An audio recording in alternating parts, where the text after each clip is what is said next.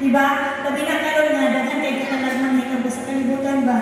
Mo gini ang pinaka-sentro nga dapat buhaton sa mga usa.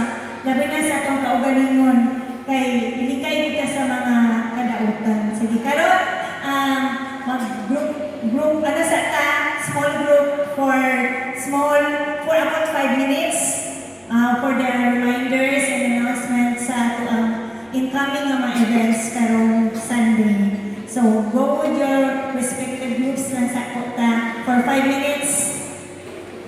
Sige. Per network po. Per network. Ipula yung network. Kung isa yung katama din na. At ito na punta mo grupo. Salamat.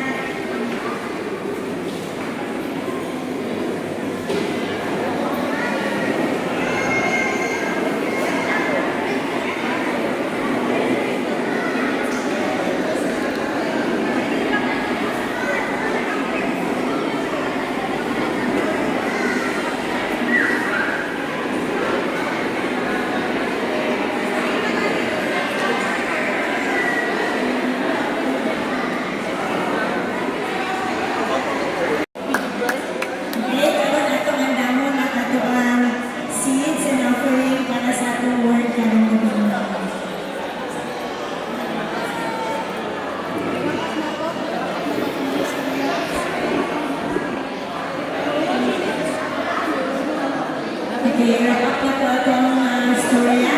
And after 1 minute, closing prayer na po.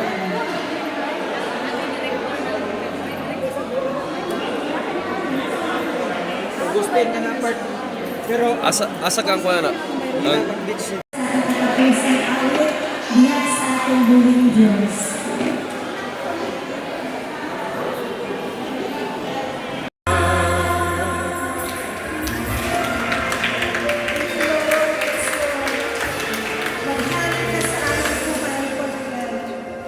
Lord, ikaw lang ang nagpusan ng Diyos sa aming kinabuhi. Ikaw lang ang tanan, Lord. Nagsalamat kayo, Ginoo, for this wonderful time na nakauwan na ka na mo. Salamat sa imong pulong among nadungog, Lord, sa mga pag-ampo nga among ipataas, ug sa kalinaw nga imong gibubos sa among mga kasintasin. Truly, Lord, you have reminded us once again that you are always with us, no matter what season of life we are in. Ginoo, as we end today, we know nga dili padali kutob ang among pagpakiguban niya kanimo. Help us to continue walking with you every day. Kung mahal mo kami, remind us, Lord, that you are our strength. Kung kapoy na ang among lawas o hunahuna, ikaw ang among kapahulayan.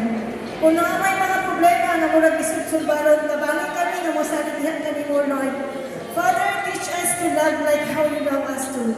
Forgive like how you forgive us, and to become a blessing wherever you place us. Let our words, our actions, and even our attitudes reflect your goodness, so that others may see you through our lives. Among ginahalabihan kanimo, O Diyos, ang matag pamilya nga natin ikaroon. Bless every home, every parent, every child, every student, every worker o matag usan nga dunay mga personal na pag-ampo nga wala pa matubag. We trust your perfect timing because we know that your plans are always better than ours. Protect us with your holy blood as we go home tonight, O Lord. Keep us safe from harm, guide our decisions, and fill us with your love, joy, and peace throughout this week, Father God. May we continue to hunger for your presence and remain faithful in your prayer, knowing that you are always listening and you never leave us. Thank you, Father God, for your unconditional love, your endless mercy, and for always giving us another chance.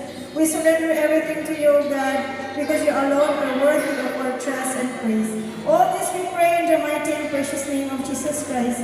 Amen and amen.